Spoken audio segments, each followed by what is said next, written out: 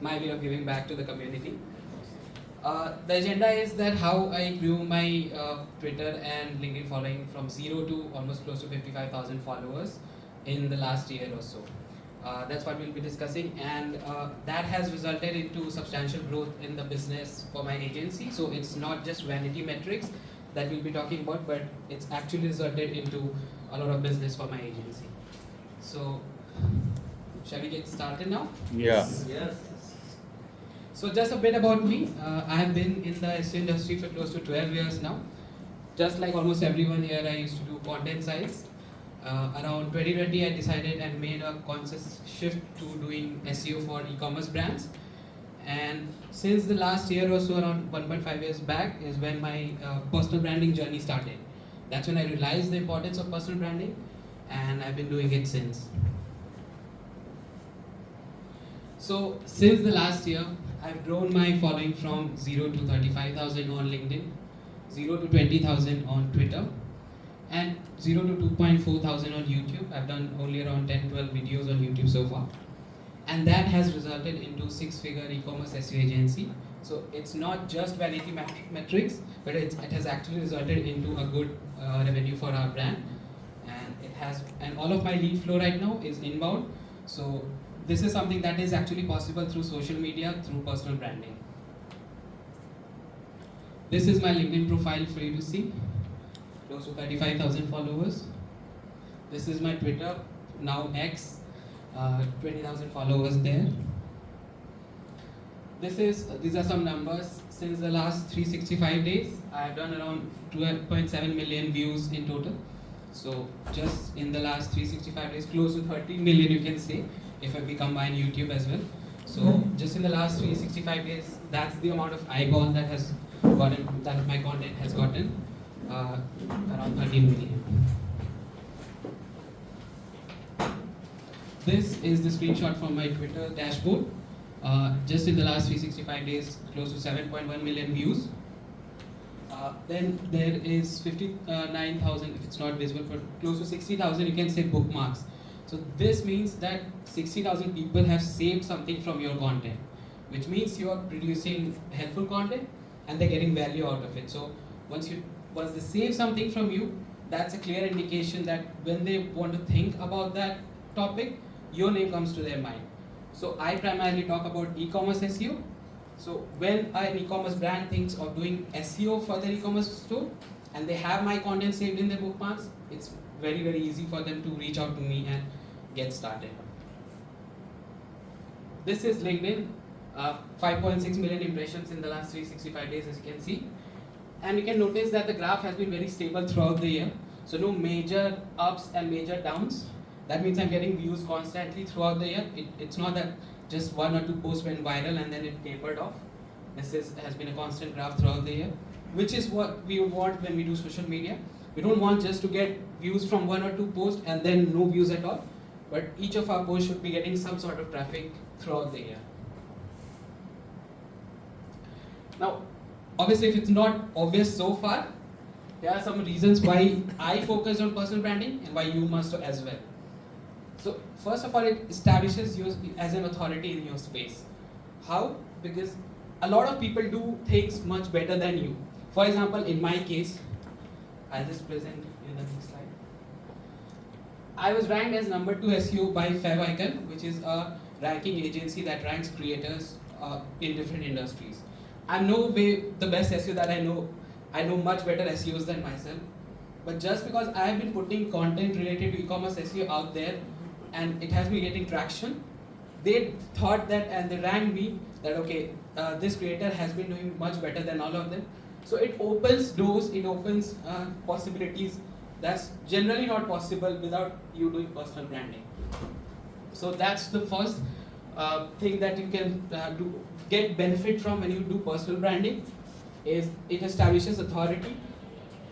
Then it monetizes your expertise, which is very, very important, because you don't want to be just creating content for the sake of getting views if it does not result into a good sort of metrics for your business. At the end of the day, money is what matters. So it gives you the ability to monetize your expertise. So whatever you do, if you provide services, if you provide info products, whatever, so you can leverage that audience to sell to them. And the next is it allows you to expand your network. So it opens the doors that generally is not possible without doing personal branding. So okay, this is what we are all here for, like what's working on LinkedIn and Twitter, how in 2024 and 2025 what's working, how you can actually get views from there. So first of all, we need to lay the foundation for our profiles, which is very, very important. So you need to define your niche and target audience, and then you come up with a compelling profile that gives the people reason to follow you, to follow your content, and to think you are an authority in this space. So laying the foundation is very, very important. You need to decide who you are talking to when you post your content. It cannot be generalized content. You need to be talking to one ICP, all of your content. So this is something, this is an issue that was prevalent with me as well. When I started, I was talking very much generic SEO, just about generic SEO. But when I switched to just talking about e-commerce SEO, that's when I started getting success. So what happens is, when you talk, just when you define your ICP and your content just resonates with them, you just talk about them, you solve their problems, that's when the magic happens, because then they feel that, okay, this guy is just talking to me. Rather than when you do generalized content, so if you just do SEO content in general, for example, in our case, it was not getting that much views, but the moment we switched to talking about just e-commerce SEO, it became much, much easier to get views and everything. Then the other part of it is, so I do get a lot of questions that if we cast a wider net, it would automatically get us the niche audience as well. But that's not how social media is working right now. It's actually about being more niche than broader, and you get more success that way. So crafting a compelling profile. Your profile is like a page that's being shown to all of your people that come to your profile, and it has to be something that gives them the reason to follow you and to be able to interact with you. Why it should give them the reason. So it shouldn't be something that's just there, but it should serve a purpose. So in the next slides, we'll actually be seeing how you can optimize everything.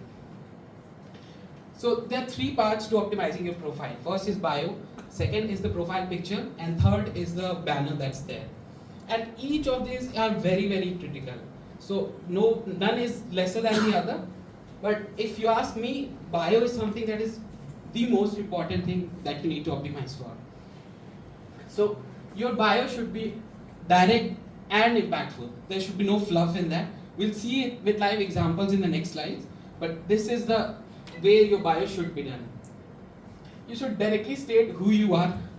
If you run an e-commerce SEO agency, say that. If you're an SEO expert, if you're an email marketing expert, say that.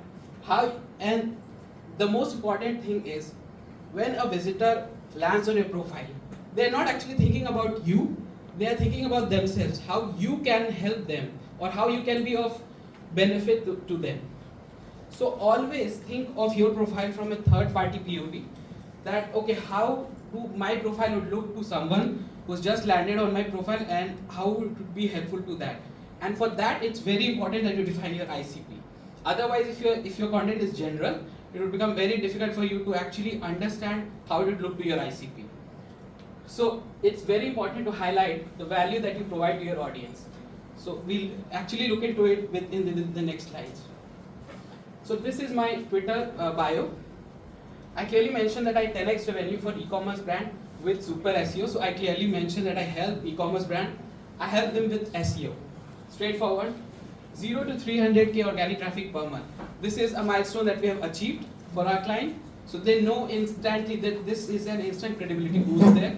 They know who I am, what I do, what kind of results I've achieved for them, which is very, very important. Then I've added some sort of personality angle there. Because at the end of the day, you are a human and it should reflect in your profile. It's very important. No one wants to talk to a business. People like to actually talk to humans. So add some sort of passion or hobby, whatever there is that you have. And then whatever services that you offer, whatever info product that you offer, that should go there. Simply just customize maybe your website link or a bit.ly link, which I have done. I've seen people just do here that they will do random bitly links with digits and all. Don't do that. Just customize the link so it looks good. It's very apparent that if someone clicks on that link, they're going to book a call with me. Whereas if it was a digits and bit.ly/digits or whatever random, it wouldn't make sense. Then there is this view more button, as you can see. So Twitter Premium gives you this option of having an expanded bio as well. So this is the section where you can have a longer bio. So this is where you can express yourself a bit. You can see what's exactly there, what do you offer, what kind of services you offer, what have you achieved, all of that. This can go here. It's the longer version of it. And you can so you can check out my bio after this presentation and see how I have done it. And you can use this exact thing on your LinkedIn about section. So once you write this, you can use the same thing on both LinkedIn and Twitter about section. Yeah, and now I'll be showing you some of the good examples of how a Twitter bio or a LinkedIn bio should look like. So Connor is a friend. I scale companies with SEO and content. Pretty apparent what he does. So if you've landed on his profile, you know instantly what he does. He does SEO as well as content marketing. Daily posts about the process. So this gives them a reason to follow. They know, okay, he talks about SEO and he tweets about it daily, on a daily basis. So it gives them direct reasons to follow. 7x founder, exit in 2019. So they know even this, that okay, he has a credibility, he has been a founder of 7 companies, he has made an exit. All in all, this is an excellent example of a bio that you should look into and you can replicate. This is another example of a very good bio.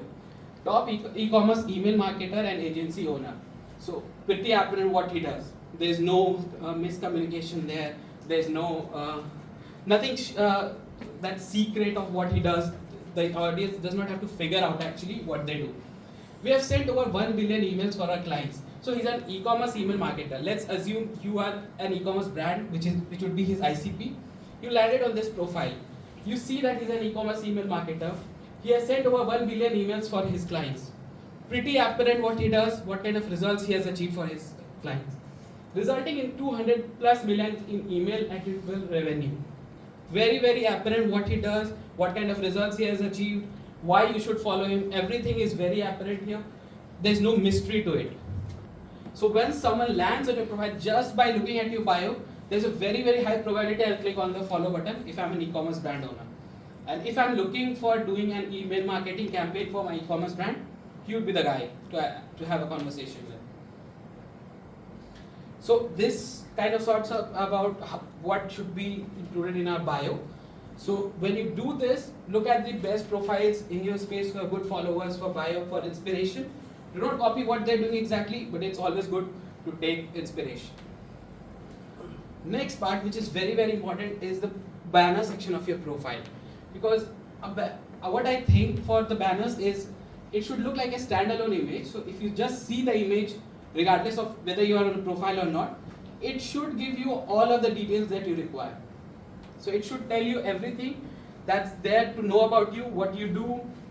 It makes a strong first impression, show what you do, and add some sort of a tagline or a memory of biggest achievement or a call to action, whatever you can in that banner.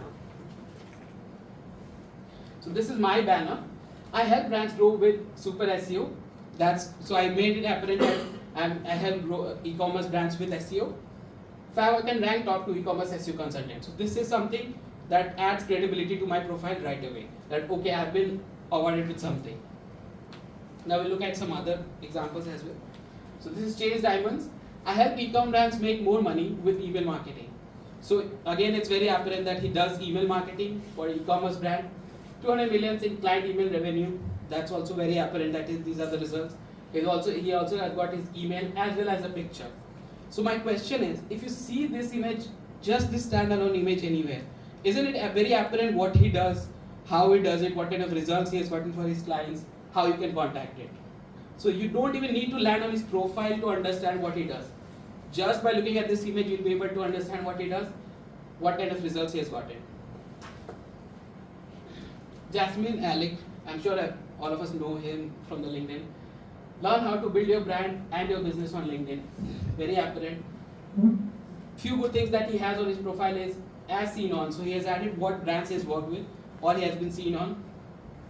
Again, at the left side, he is available for one-on-one coaching and live training. So what he offers. So he's also put his offer on the banner itself. So just think from that angle, that when someone lands on your profile, he has probably 5 seconds to judge whether he's going to follow you or not. That's the time frame we are talking about. So everything be very scannable. It should be immediately apparent that, okay, this is what you do, this is what you offer, this is your credibility, and all of that. Now, one thing, what you should not do. So if you see, I help you get more lead traffic and sales with easy strategies. Who do you cater to? Who's your audience? E-commerce, SaaS, who do you talk to? Who do you talk about with easy strategies? What kind of easy strategies? Do you do ads? Do you do SEO? Do you do email marketing? What do you do exactly? Check out my about section. That's the worst CTA that you can add. Because the about section, if someone has to go, they'll go and read. You're missing such a major option here that, okay, check out my about section. What's the point of adding this here? So again, just to summarize this, for your banner, think of it as a standalone image, and once you do that, it should be able to, if someone just sees it as a standalone image, they should be able to understand everything about you within seconds.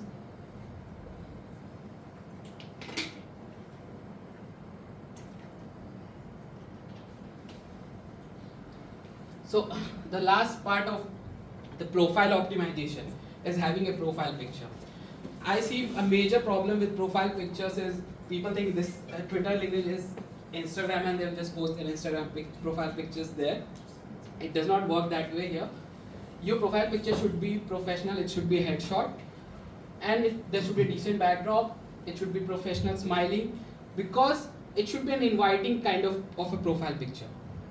Because what the aim for us is for people to come to us and click on DM so they can talk to us. If your profile picture is not professional, it becomes very uninviting. And I have talked to a lot of people who had those kind of profiles and they were not getting any DMs. So it's very apparent that your profile picture should be like that. Invest into getting a headshot done. If not, there is other way. Whatever pictures that you already have, you can use tools like headshotpro.com, upload all of your pictures there, and the AI will generate a headshot for you. There are other similar tools as well, but it will give you a really nice looking headshot right away.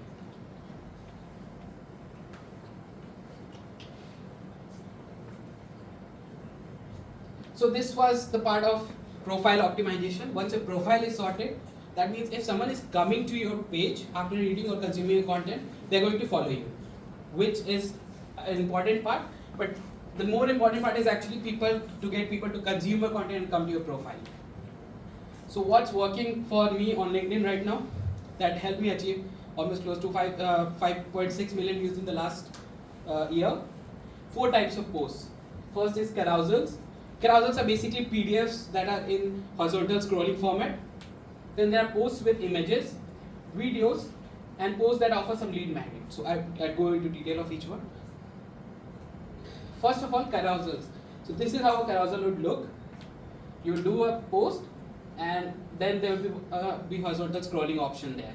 And you can see the kind of response, kind of engagement it has already gotten. So that's there. Why do carousels work on LinkedIn?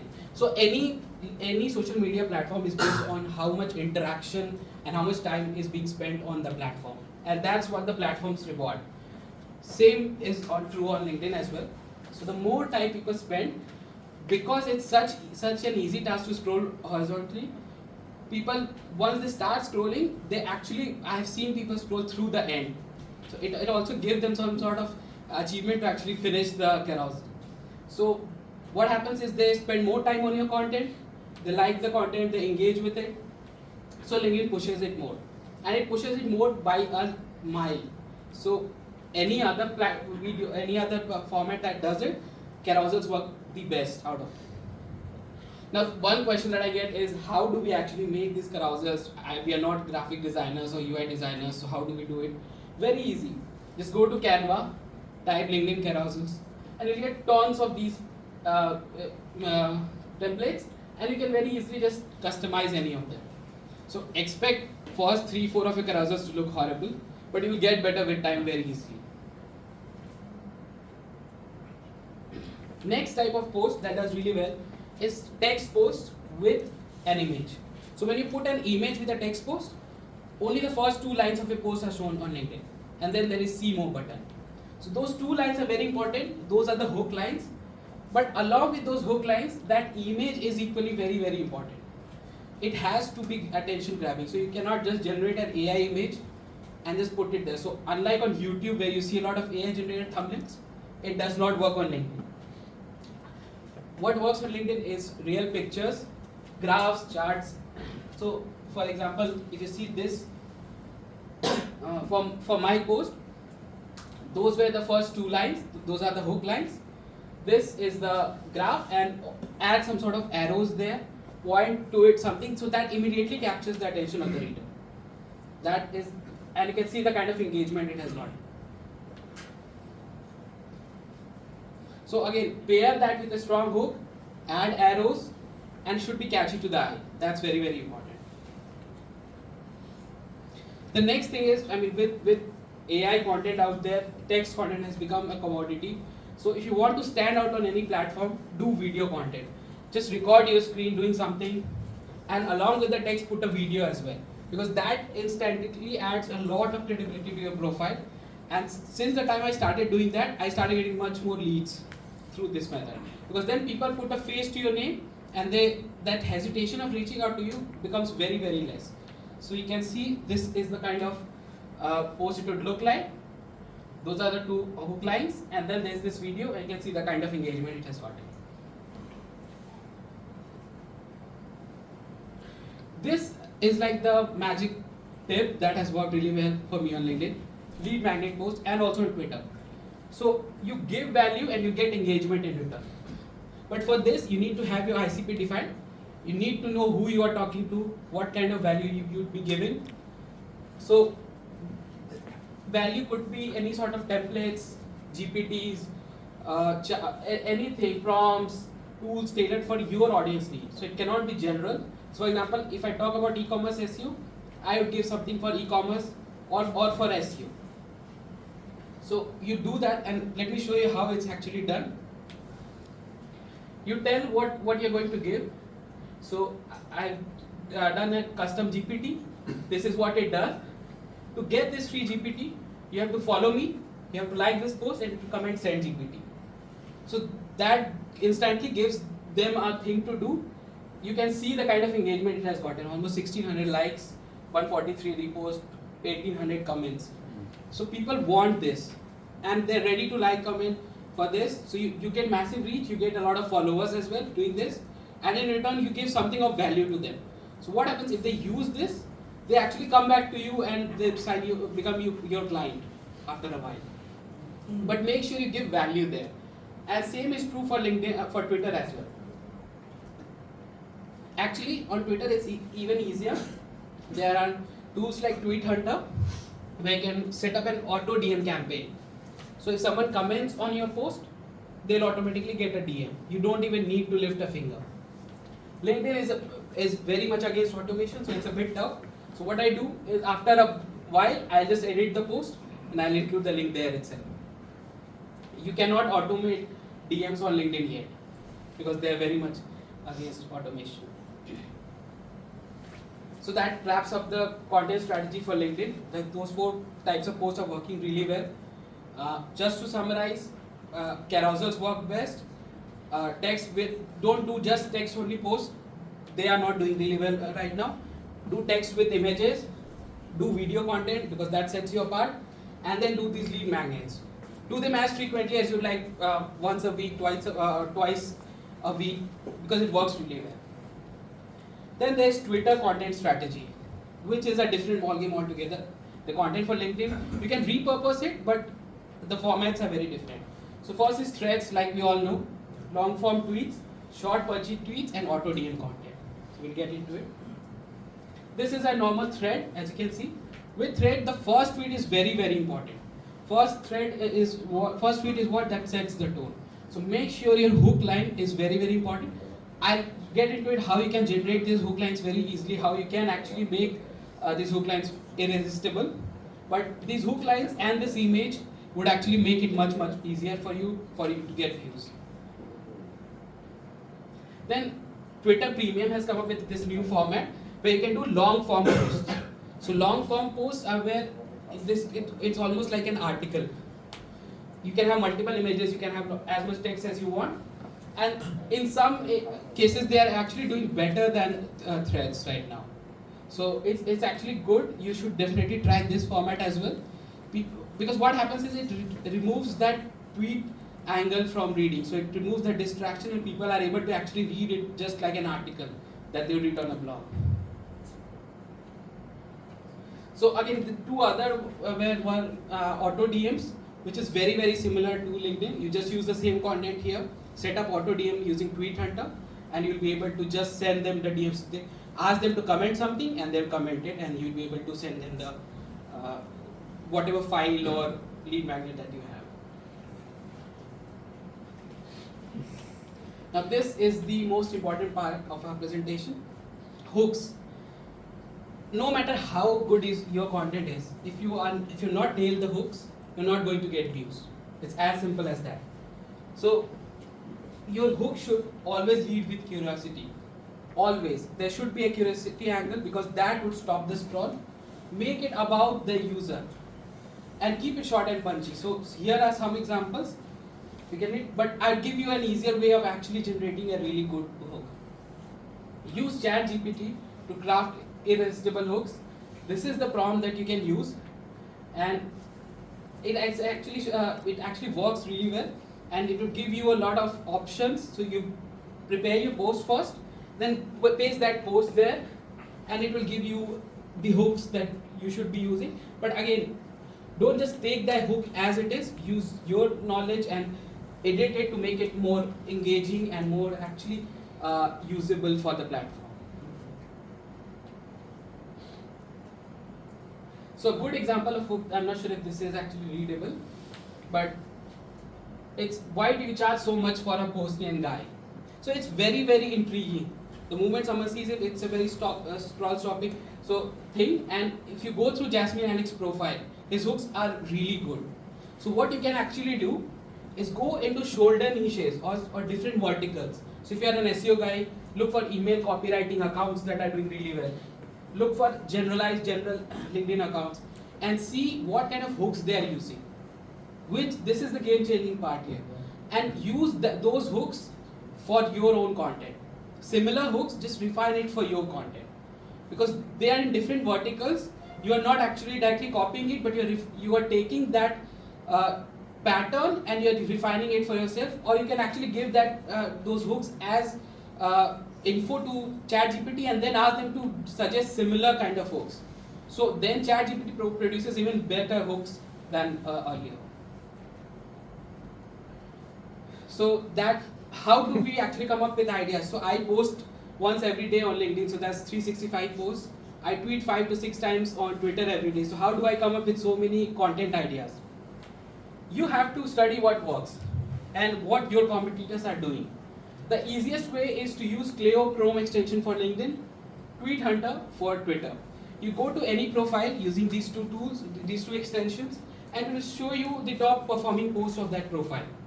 Instantly you'll be able to see which posts are doing well, what hooks are doing well, how they are actually generating, what's the post sequence and everything, that you'll be able to see and understand everything from this. If you do this for 10 or 15 of the main profiles of your space, you have so much content ideas that you can create content on, and these are trusted and tried, basically tested ideas that have worked, that have generated a lot of views. So note these down: Clio Chrome extension and Tweet Hunter for this. Again, don't copy, but take inspiration. You can take the topics, feed ChatGPT with your own content, come up with the hook, and feed also ChatGPT with a few hooks, and then it will come up with the newer hooks for that. And then, so once you do that, bite-size it for Twitter, make it longer for LinkedIn. So you do this, you create the same content and use it on both platforms, but just change the structure of it a bit. This is how Clio looks like once you load it in the sidebar. it will show you all of the top performing posts of that person. This is for Tweet Hunter. You open any account and it will show you all of the best performing tweets of them. The next part is use ChatGPT to come up with ideas. This prompt has been magical for me. You provide ChatGPT with one post, just copy a post from someone, paste it in here, and then it will actually come up with lots of post ideas for you with pre-written posts. So we'll see in the next slide how it actually works. For example, I took this tweet from someone, I gave it to it, it understood that post, understood what's the structure of the post, what's the tone of the tweet and everything. Then it came up with a really good tweet. So it actually came up with 3 to 5 variations of these tweets. So you can pick the one that you actually like the best, then do some editing on it, and then you'll be able to come up with a lot of content ideas. So this is the ChatGPT prompt for this.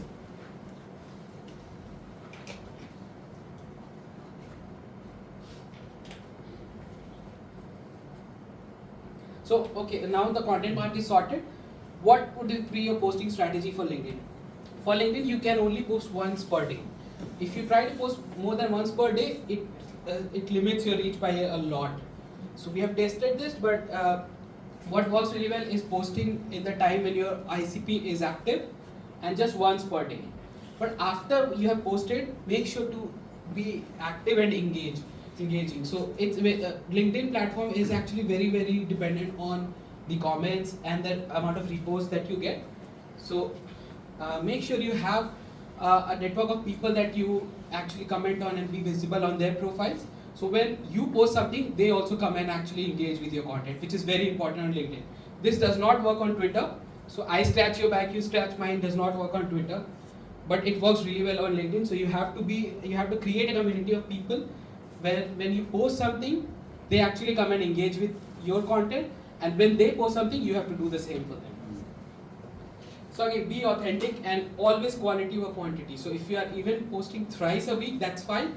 Don't take the pressure of posting every day, but make sure that whatever content that goes out is a good content. Twitter is a different ballgame altogether. So every tweet on Twitter has a journey in itself, and each tweet is independent of the previous tweet that you have done. Its life cycle and its journey is totally independent of it. So what we do is we use Twitter to test out content, ideas and hooks. Whichever works, we use that and we expand that with more context and visuals, and we use that as a LinkedIn post. So use Twitter as your testing ground, if you wish, and just pick the ones that actually made. Because if you post a bad tweet on Twitter, it will just not do anything, and you'll know instantly within a few hours that okay, this did not do well.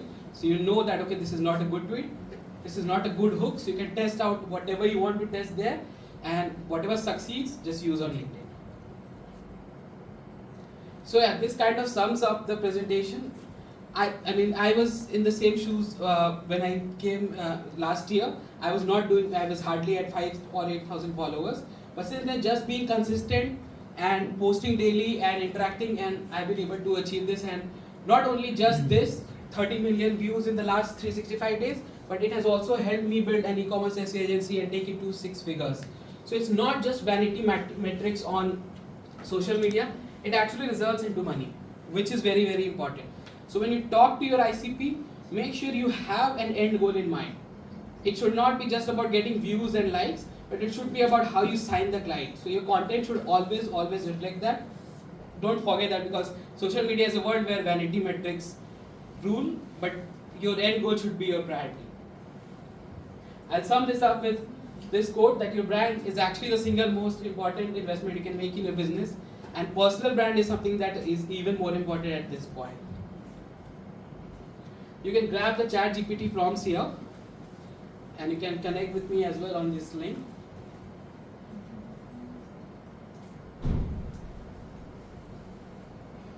Will you share your deck? I'll put that in here later, in the same links. Yes.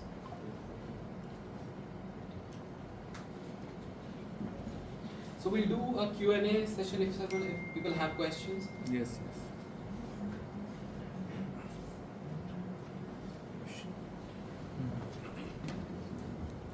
Hello. Samvesh, thanks for the great presentation. So I have only one question. For Twitter, like in LinkedIn, you have said you have to comment, then people will comment. Correct. Right? And those ICPs are, who are those ICPs in your case? So for my case, it's e-commerce brands that have an e-commerce brand and they're doing 6 figures at least on a monthly level.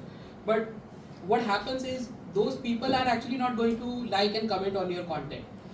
They are silently going to observe and follow, whether it be it on LinkedIn or Twitter. So I'll share a story with you. So on Twitter, I found out that there was a guy who reached out to us and he had 10 followers and he had a dog as his profile picture. And turns out he ran a very, very big e-commerce brand. So he was consuming my content for over a year, and he just directly reached out, and there was no sales call at all, nothing, and he just started with us. So that is the power of actually doing personal branding, and when they consume a content for a longer period of time, that trust builds. So the people who would be actually liking and commenting on your content may not actually be your ICP, but if you talk to those ICP through your content, they would read it. That's the important part. Okay. And like how the Twitter followers increase organically? Again, same thing. Everything I've done is totally organic, no paid, nothing. No. Like I'll just tell you, yeah. So auto DMs are a great way to increase followers because then people have a reason to follow you and people have something to get from you, so they would follow you. So do more auto DMs throughout the week, 2, 3, 4 times in a month, and then that is one way to actually increase followers fast. On Twitter, you just tweet and then that auto DM thing, and that's it. You don't go and tweet and comment on other people's tweet. That does not work as well. So when you are very small, when you have less than 500 followers, you should definitely tweet. You should definitely comment on the top creators in your space because that helps you get noticed. Once you get past that couple of thousand followers, that's when that thing does not actually matter on Twitter. Then what only matters is how good your content is. But when you're very small, when you have 10, 20 followers, the best way to get some visibility is to actually go to the top creators in your space and comment and please don't, and this is actually true for LinkedIn and Twitter, please don't use ChatGPT or AI for writing comments. Everyone hates that on these platforms. It's a major challenge for LinkedIn to actually counter these AI comments. Just leave a one-liner comment, but be genuine. That's very, very important because the moment you write a one-paragraph comment on using ChatGPT, it's very obvious. We see that on a daily basis, and we wish there was a way to block ChatGPT comments. But yeah, it gives us engagement, so it's a win at the end of the day. That's all from my side. Thank you. Hey, I think it's okay. As a business founder, how much of this do you have to do yourself against how much you can delegate? So you'll have to create SOPs, but this is something that you have to take out at least an hour a day for this. There's no two ways about it. Because the content that goes on your platform, you are the one responsible for it. So if I say that, okay, I'm totally outsourced, that would be a lie. What you can do is, you can use these ChatGPT prompts, you can come up with more SOPs and everything, and then you can train your team to come up with content ideas and then accept the ones that you like. But at the end of the day, you have to be personally involved in your personal brand because it's going to change lives for you. So there's no two ways about it, but you'll have to, at least 1 hour a day is something that's realistically you'll have to put in. Anyone else has any question? Yeah. Can you please give an idea that how much time do you spend for this? Yeah, around, so in the initial days it was Per more. day? Yeah, in the initial days it was more, around 2 hours a day. But once you get the hang of it, things become faster. And also, I've been doing this for 1.5 years, so I have a bank of like 400, 500 posts that I can at any point of time just scroll back and get inspiration and ideas from, which will happen with all of you. When you do the content, you'll have a bank of content and you'll just look at the topic and you will get the topic idea and you just need a new hook for it. So if you go through my profile, there you'll find a lot of content that is repeated content, but just because I changed the hooks, people are not going to remember. People don't actually remember it, that okay, this content was posted earlier. You just change the hook. It took me 5 minutes to change the hook. The same content is posted and you're done. So that time will reduce, but for both the platforms, if you're asking, it's half an hour to one hour per day. That's what would be required. On an average, I don't know whether you'll answer this question or not. On an average, how many leads you get on a monthly basis? So yeah, with inbound it varies, but we get around 25 to 30 leads per month. But then we have to filter that out on who are actually really good. We run a boutique agency, so we have to actually also think of that on how many clients we'll be able to take on. But yeah, leads won't be a problem when you do personal branding. How much work you are going to be able to take on, what client level you're going to take on, what retainer size you're going to be able to take on, that would be a challenge. That's all. Anyone else has any questions? So, or we'll wrap this up. Cool. So So maybe just the last question. yeah, please. I run a boring business, a company incorporation, Hong Kong, Singapore, PPIs. And so we already do YouTube, we do LinkedIn. Okay, we don't post every day because we are not trying to become influencers.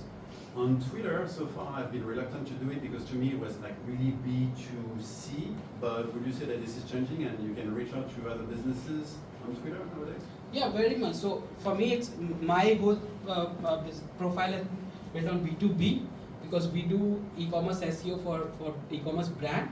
So it's been a game changer. And at the end of the day, like you said, even if it's a boring business, your content does not have to be boring. Your hook lines matter very much more than you think. Those two lines are actually the reasons why you're going to succeed on LinkedIn or Twitter, or you're going to fail. So test out those hook lines. Those are very, very important. Your business may be boring, but the content could be very interesting just by changing those hook lines. One last question. If we have to start, like if we can't spend too much time and we have to select one platform in the initial, what would you suggest for B2B? For B2B, so LinkedIn has been giving out views a lot. There's been algorithm changes in Twitter that restricts the amount of views that you can get, but on the other hand, LinkedIn's views have been growing very, very much. So if you have to start right now, that would be LinkedIn, but the quality of leads that you get through Twitter is amazing. So are you going for views? Are you going for leads? That's your call.